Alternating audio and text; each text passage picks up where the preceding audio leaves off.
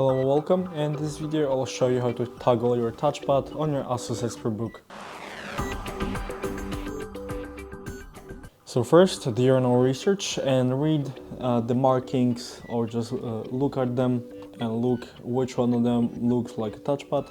In my case, is the F6, and if I press it, I have the same the function key unlocked, so I don't have to press it. As you can see, it's off, and if I turn it back on, it works.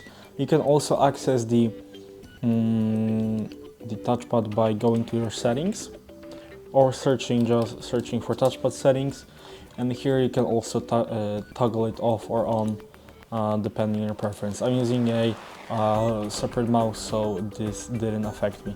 So if you enjoyed this video and considered it helpful, leave a like, subscribe, and thanks for watching.